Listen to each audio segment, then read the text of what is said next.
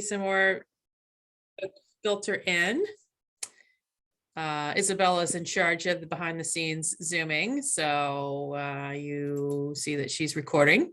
I think I know all of you, Jesse with the Bethel Area Chamber, and I'll be moderating this May 22 edition of the Lunchbox Zoom series. And before we dive in, just a reminder to make sure you're on mute so we don't pick up on your background noise. And again, this session is being recorded.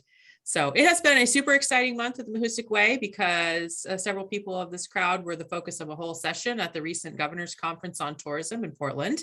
And that was the first time this event has been held in person since 2019. Like many events, it was great to be able to show off what we've been working on at this statewide conference. And that session was really well attended and well received. So no doubt we made some people think about what they're doing in their own communities. And the Maine Office of Tourism has launched its visioning sessions, many of which are virtual, fewer in person, and they have a whole schedule of these things if you want to chime in on their strategic plan going forward, which is based on a lot of these principles. So that's really, really great. Is that Polly? Hi, Polly. Nice to see you. Thanks for coming. Just getting started here. Okay, good. Polly was at the conference with us recently. Nice to see you. So congrats to everyone who's been a part of the leadership of that, because it really is, you know, it is definitely growing. It's really exciting to see how people react to it, even outside the community. So today's topic will be focused on some local workforce development initiatives, which is as someone who talks to businesses all the time, a continuously hot topic. Our first guest will be Mia Purcell, the Vice President of Economic Development and Impact at Community Concepts Finance Corporation. And she will discuss training opportunities for hospitality, retail, and food and beverage workers to be offered this spring. And then we will shift to Beth Clarke, the new Maine West Education Director, housed at Bryant Pond 4-H Camp. And she will talk about the early college program offered through Bryant Pond 4-H Camp and Learning Center, and a summer pilot program connecting local youth with jobs and outdoor recreation, preparing both the youth and the businesses for success with that kind of relationship.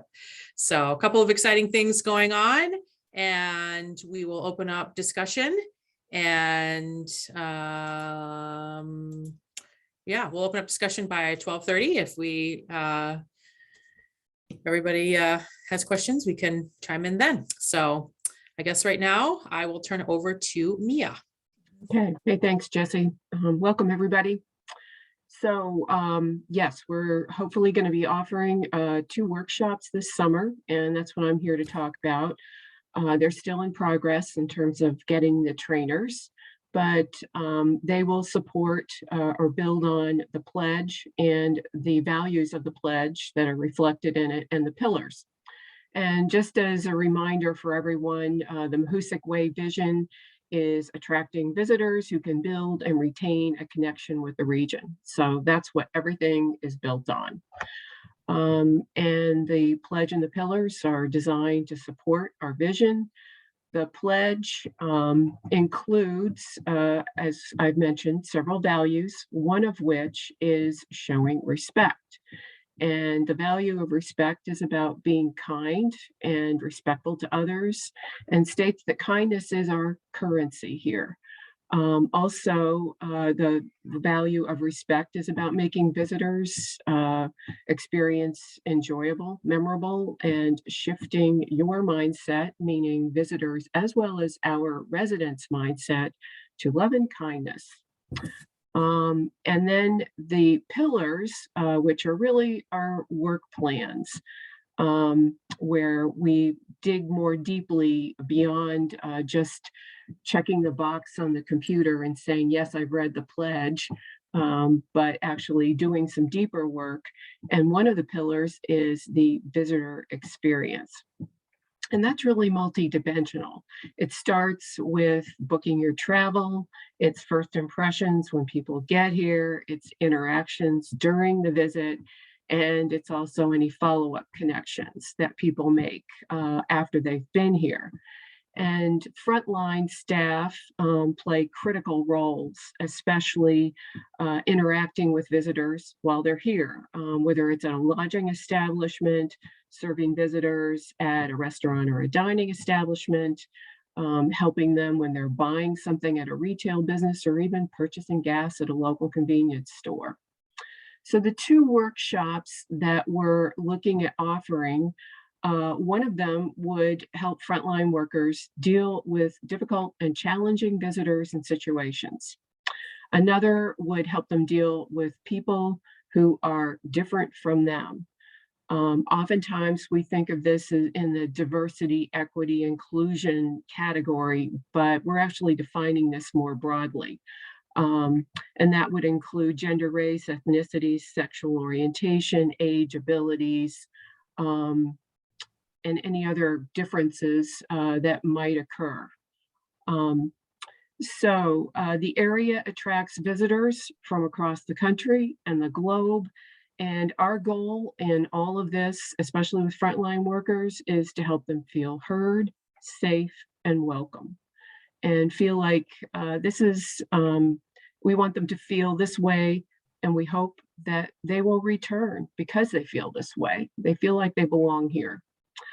So some of the topics that the workshops will cover are managing expectations.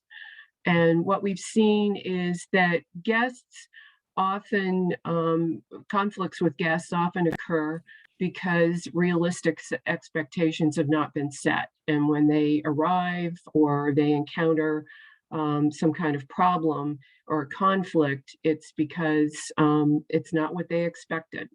So setting expectations and helping our frontline workers deal with those. Being aware of triggers, visual and verbal triggers, how you react to a situation. Oftentimes reviews that are posted in Facebook and other places have less to do with the problem, but more on how the problem was responded to. So we're hoping to give people skills to respond more appropriately to certain situations that are problematic. Keeping or maintaining a positive attitude throughout. That can often be challenging, but that's really important in dealing again with challenging situations or ones that that you're not used to dealing with. And then, as I said earlier, helping everyone feel like they are welcome and belong here, regardless. These sessions are going to be 90 minutes in length. As I said, we're still talking to a couple of trainers and trying to pin that down along with the dates. And we're hoping to offer them in the morning times, not in the afternoon. And that is what I have at this point to report on the workshops. Thanks, Mia. Can you speak more about the target audiences here and how we can get businesses to sign up for such things?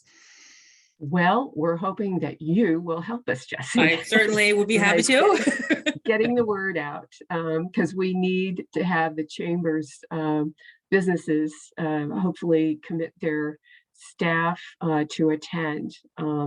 And one of the ways that we hope to do this is to really do some role playing during the workshops and getting people to think more deeply about what skills are involved in actually dealing with these situations, instead of just saying, oh, well, these are some of the differences that you might experience. How do you respond to those differences? How do you respond to a particular situation?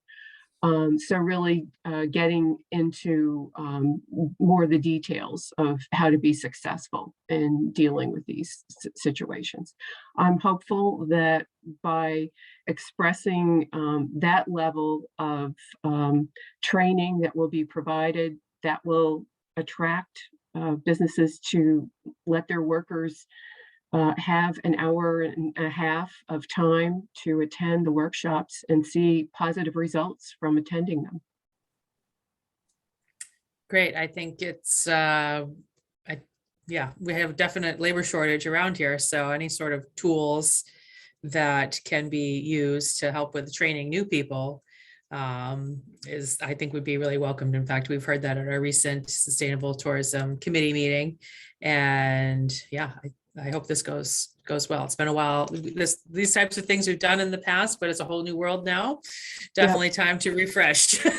Well, this is a different approach to training than we've taken in the past. In the past, we've more focused on the marketing element and more social media, whereas this is more targeted, clearly targeted to frontline staff, and they have not been our target audience in the past. Good point. Great. Thanks Yeah, for the and update, Mia. I would just, I do think, Jesse, your point is good, and it will, we are hoping to be able to kind of connect with some of the major, with the Bethel and Sunday River, Mount Abram, folks that have got a bunch of employees, and kind of get them in fairly early and thinking about and understanding, kind of helping to shape it a little bit to make sure that we're hitting stuff that they'll be motivated by. And again, from what we've heard, there is a lot of interest in this, but it does come down to, we got to get people to show up to make it work. Absolutely. But Mia's done a great job with this stuff in the past, Yeah. and had good turnout for these things. So hopefully this will work. And again, Mia, we're still thinking about kind of mid-June. Yeah. Yep. Thank you. Great. Thanks, Mia. Why don't we move right along to introducing Beth Clarke, who again is working with the couple of different initiatives. One with introducing local youth to outdoor recreation jobs and some early college programming, working at the Bryant Pond 4-H Camp and Learning Center. So why don't we, I can't believe how many people have lakes in the background today, and Beth is one of them. Yeah, just a day to get outside and be outside. So anyway, take it away, Beth. Well, Hope thank the you, loons Jesse. have settled down. Yes, that's why I had to put my earphones in so that loons wouldn't distract us. So hi, everybody. I'm Beth Clarke. I'm a recent hire here. So I'm still in my learning phase, but I've jumped into supporting kids any way that I can. And two of those ways is through, I'm not sure how much you know about the early college, but the UMaine College of Education and Human Development has created an outdoor leadership hybrid pathway. And all of our Telstar Freshman Academy students leave their freshman year with 4 credits through outdoor recreation and wilderness first responder credits. And Oxford Hills is doing the same thing. Ryder just went and did a site visit up at East Grand, the East Grand School. I think it's like a K through 12 school, and what they've developed through this early college initiative has been pretty incredible. With that, the students can actually graduate from high school with 15 credits, free credits that they can use towards, and I've got to read this because I don't know it, use towards a variety of majors that include forestry, physical education, exercise science, outdoor leadership, teaching, coaching, and then parks, recreation, and tourism. So what better place to support the early college outdoor recreation initiative than right here in our backyard. So with that being said, as we're teaching kids about the outdoors and leadership, we want to encourage them to stay in the area and take their passions for the outdoors and have it become a part of their lives through their work. So as we all know, businesses are struggling with finding employees, and we've got students who are struggling to have the confidence and develop the skills to even set foot in a workplace. So what this outdoor recreation workforce pilot is going to do, Maine West is providing a stipend, and we are hiring a coordinator to support not just students through training and mentorship, but also through outdoor recreation employers. And we had a community meeting over April vacation. Mia was there, Jesse was there.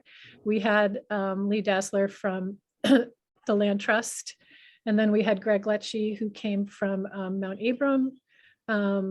We had Inland Woods and Trails represented.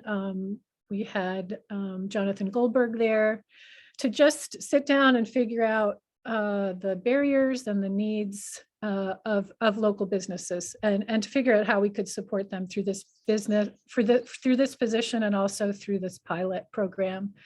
And it's probably not a surprise to any of you, but the biggest barrier that we all brought up was the barrier of transportation. A lot of these kids don't have access to vehicles. They don't have access to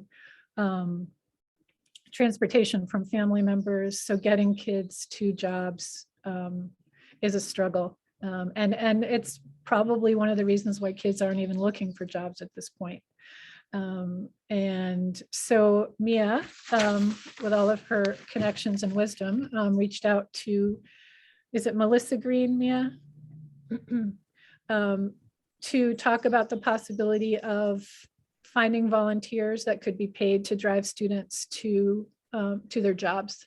So that's a work in progress. And the coordinator, whoever we end up hiring, will become part of that, part of the logistical aspect of the workforce initiative. I wanted to say too that, you know, in kind of being new to this job and doing some unearthing of opportunities that already exist for our youth.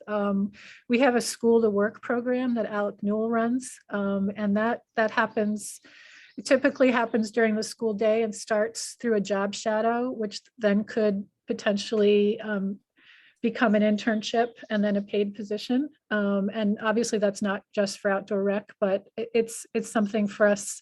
It's part of the structure that we feel like can lend itself to developing this pilot. And then Cheyenne Millett Cordwell, she is the instructor for JMC, which is JMG, Jobs for Maine Grads. And she actually has a curriculum, and I think it's 9 through 12. I could be wrong. It could be 10 through 12, where she's actually doing workforce development with high school students at Telstar. And so we've actually brought her into this conversation as well. She's got a lot of contacts with businesses. She's got a lot of knowledge for trainings, and she's actually offered to do an initial training for whoever the coordinator is and whoever the students are who end up wanting to be a part of this process. And she's also willing to meet with local business owners or managers or nonprofits to provide them with support and some mentoring as well. So I'm in the midst of writing a job description, which I'm going to pass off to Jesse soon.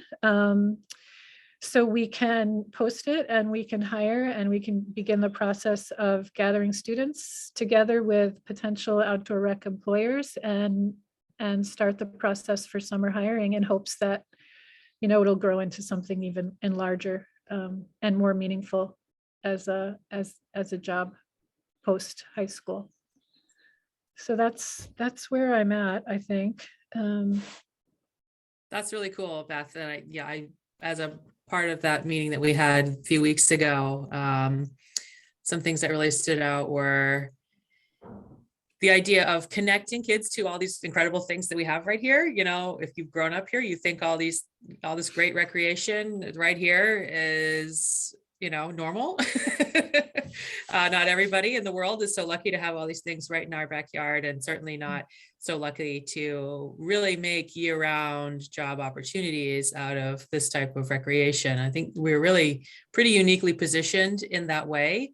And also that today's, you know, outdoor rec jobs, and especially where we have really nearly year-round opportunities here, in a way that a lot of other, you know, very seasonal places might not. You know, today's jobs are different than jobs of, you know, the sort of seasonal jobs of, you know, 10, 15 years ago. Of course, those seasonal jobs are available, but if you really want to make a career out of this, you can. You know, as many of you know, my husband runs in the woods and trails. You know, one of his employees is a young recent graduate of UMaine's Park Recreation and Tourism program, and he works there year round building trails. I mean, this is a real job. And I think spreading that message is also really important, that, you know, this is having those kinds of careers is one of those things that makes this place really special. And another thing to me that stood out was, you know, this idea of bringing together a cohort of kids to get them an early start on these outdoor rec jobs. It's also about helping the employers interact with really young employees and doing things like helping with making sure their work permits are all up to par if they need them, making sure that the transportation piece is really, really important, things like that. So helping the employers too, make it easier on them to have this relationship. Beth, Did I put a whole bunch of words in your mouth? Sorry. No, thank you. And I forgot to say that Mia was also at that meeting. I don't think. Oh, I yes, for said sure. that. Mia was definitely there. She always is. She's Yes, the, she she's a is. tie that binds. Mike? But yeah, I'm just curious if you've thought, and again, it's not if this is too far in the weeds, but how to go about identifying kids to participate, and if you have any sense at this point of how many kids we might be able to get engaged with this. That's a great question. So we started off thinking about the Telstar Freshman Academy kids, but they're only 14. I mean, some of them may be a little bit older, but we don't feel like we're going to be able to get a large pool of kids from just TFA. So we also talked about the North Star kids, and Lindsay Smith was also at that meeting. She's got huge concerns about how to help support her kids realize their potential and take that first step into a first job. So we're going to focus on TFA, North Star, and then any of the kids who were involved in the junior Maine Jobs for Maine grads curriculum. So those are our 3 targets. As far as how many kids within those 3 pools we are going to be able to find, I don't know yet. I'm still struggling to try to figure out where should we be posting this coordinator job. So if anybody has any advice on that, I don't know. I think a lot of the people in that room that day would be the starting place, you know, use that network. Yep. Okay.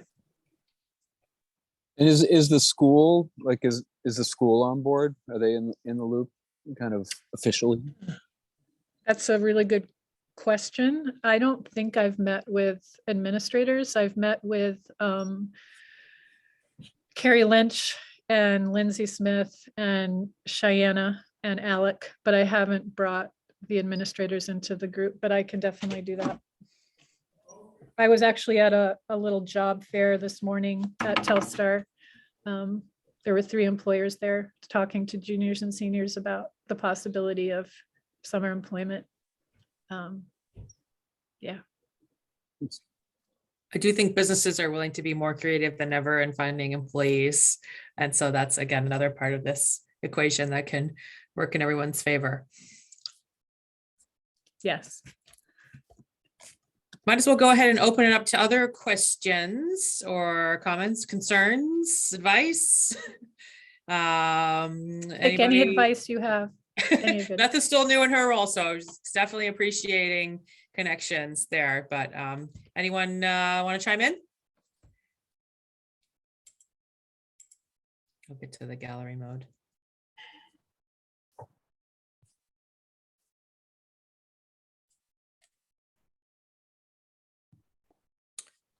Okay, everybody's got to figure it out. Mike, are you chiming in?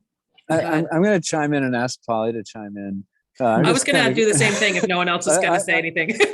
I'm just curious, Polly, because I know you guys have apprentices and have young people work up there with you all fairly regularly, it seems. I was curious if you have any, and again, I think we're talking about a younger cohort here in the project with Beth, but I was curious if you have any thoughts, observations on the experience you all have had and kind of what works and doesn't, trying to bring younger people into some of this work. Well, yes. And sorry to put you on the spot, but if you're comfortable sharing. We've had many young people here over the years. And of course, there's some that work out and some that don't.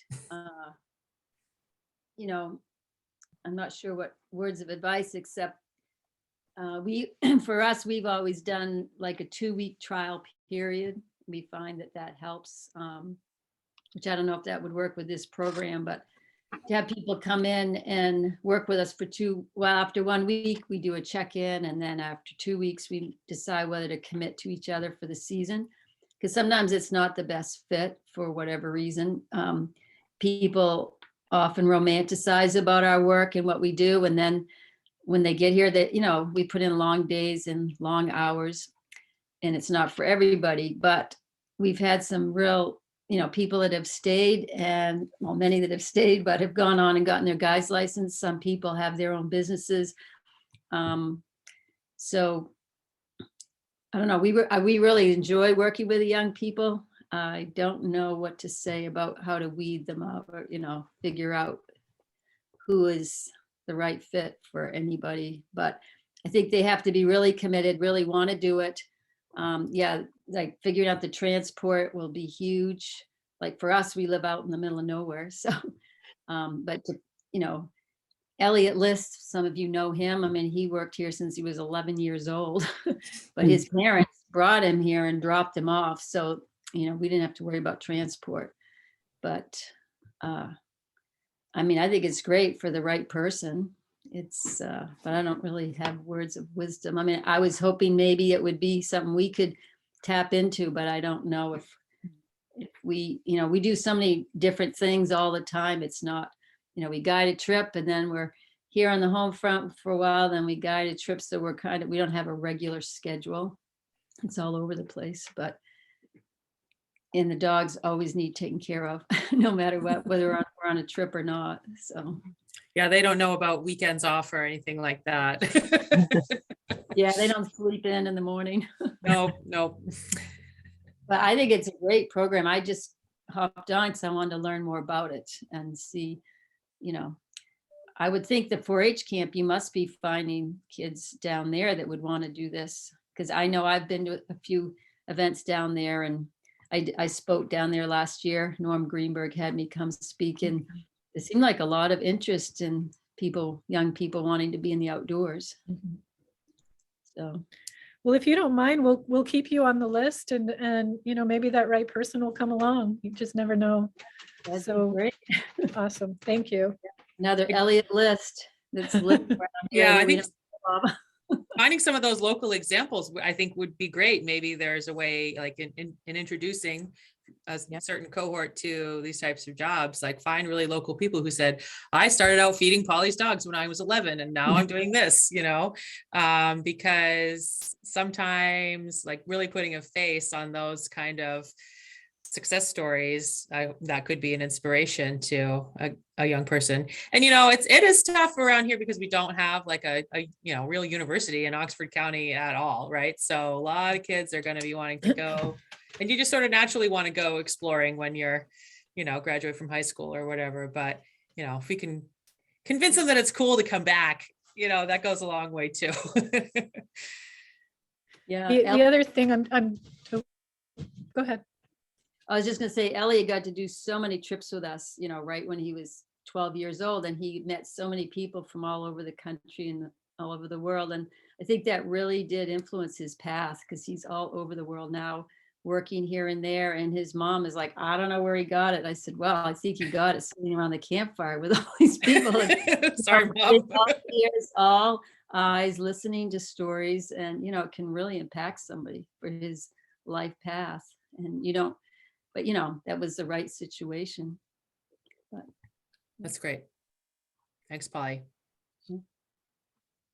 I was just going to say too, at the beginning of June, we're doing an innovation and entrepreneurship workshop here for early college students. And the idea is to bring the early college students from Oxford Hills and from Telstar Freshman Academy onto school grounds and meet with folks who have developed businesses in outdoor recreation or who are part of nonprofits and let them talk to the kids about, was it a problem that you knew needed to be solved?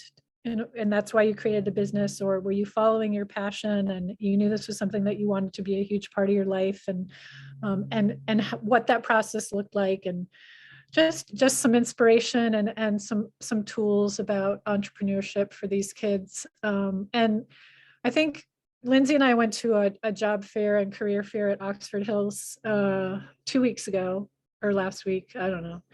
And it was incredible. I mean, it was incredible. The scale was large. There were so many different opportunities and offerings in terms of employment. St. Mary's was there, OT to Play was there, construction companies all over the state were there.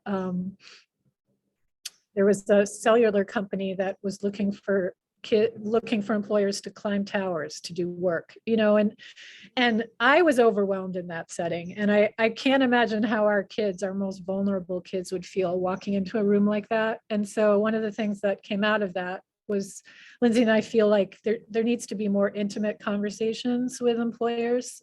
And that's one of the things that Cheyenne does for Jobs for Maine grads, is she takes kids to sites, work sites, where they can put on a hard hat, where they can talk to a young person about what they're doing, or have businesses come right to school. And that's really the hope for this innovation workshop here at Bryant Pond. But I think the more intimate and the more one-on-one conversations kids can have with potential employers, the more willing they're going to be to take that chance and take that risk and have the confidence they need to try it. So true. Any other questions, comments? We all just want to go be wherever Mike is.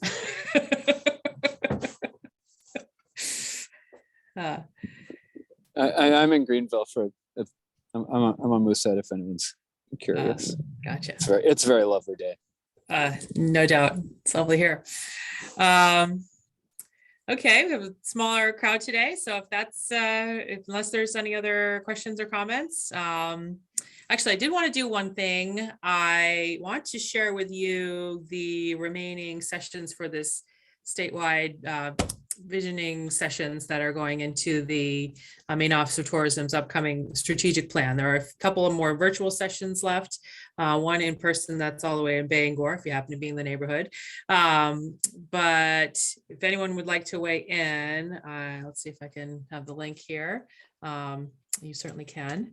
And Amy Scott earlier reminded me that I'm supposed to tell you that if you haven't seen it already, our video that we've been working on a long time has launched. It's been on the Hoosick Way Facebook page, and we're trying to get it out as far and wide as we can. And now that that's launched, we're getting ready to launch our series of shorter videos. A few of you participated in being interviewed. Polly was part of that.